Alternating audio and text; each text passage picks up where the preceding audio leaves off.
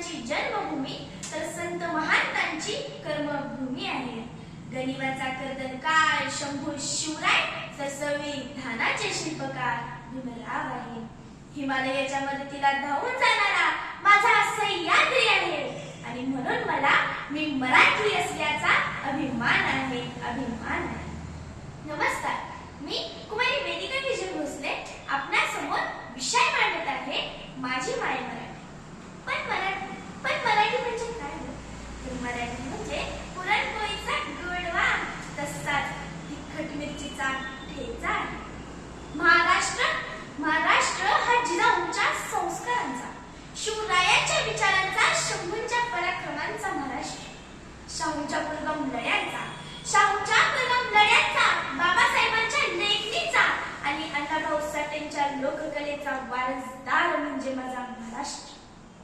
कष्टकरी शेतकऱ्यांचा, दीनदलित दुबळ्यांचा आणि 105 हुतात्म्यांचा आणि दिल्लीच्या इतक्याला घाम फोडणाऱ्या जिगरबाज मवयांचा माझा महाराष्ट्र. आणि याच महाराष्ट्राच्या मातृभाषेला प्रथम मी वंदन करते आणि माझ्या विषयाकडे वळते.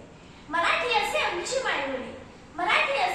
मायबोली, जरी ती भिन्न धर्मांनी असो, हिचे पुत्र आम्ही पांग फेडू असे आमच्या हृदय म्हणतात. लहान मूल जेव्हा जन्माला येतं तेव्हा त्याला कुठलीच भाषा माहीत नसते, परंतु त्याच्या ज्या गुजगोष्टी होतात त्या आई बरोबरच ना.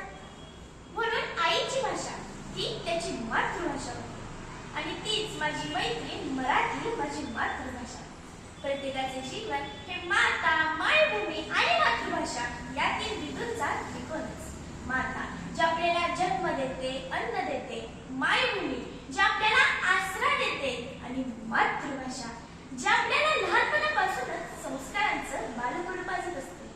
पण तीच मातृभाषा, तीच मराठी भाषा आज जर आपण अंगीकारली नाही तर आपण इतर कितीही भाषा शिकलो तरी आपलं आयुष्य समृद्ध होईल का, हा भला मोठा प्रश्न आहे. मराठी भाषा म्हणजे काय? तर ज्ञानेश्वरांनी रुजवली ती भाषा मराठी, शिवरायांनी टिकवली ती संस्कृती मराठी. ज्ञानेश्वरांनी रुजवली ती भाषा मराठी, शिवरायांनी टिकवली ती संस्कृती मराठी. संतांनी वाढवला तो वाण मराठा आणि आमचा अभिमान म्हणजेच मराठा. मित्रांनो, आपल्याला लाभलेली मराठी भाषा किती प्राचीन आहे. मराठीची गंगा प्राकृताच्या पर्वतातून निघाली, परंतु तिला तीर्थाचं स्वरूप ज्ञानेश्वरांनी आणलं.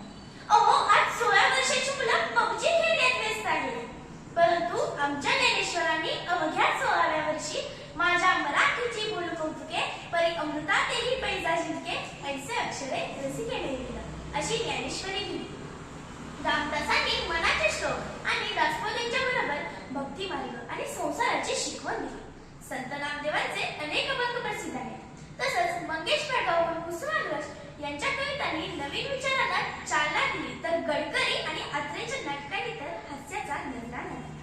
एक कवी फार सुंदर म्हणतात, माय मराठी तुझ्या पायी तन मन धर्मी वाहिये रे. माय मराठी तुझ्या पायी तन मन धर्मी वाहिये रे. तुझ्या नामी अखंड रंगुनी राहिये. माय मराठी तुझ्यासाठी वाद होऊनी जैतेने, क्षणाक्षणानं कणाकणानं तुझ्या स्वरूपात मिळतेने.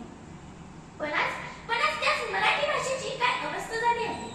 आजच्या विद्यार्थ्याला शेक्सपियरचं नाटक म्हणायला सांगितलं की घडाघडा पोपट्यासारखं बोलतात, परंतु एखाद्या गडकरीच्या नाटकाचं नाव सांगून विचारलं तर निरुत्तर येतात.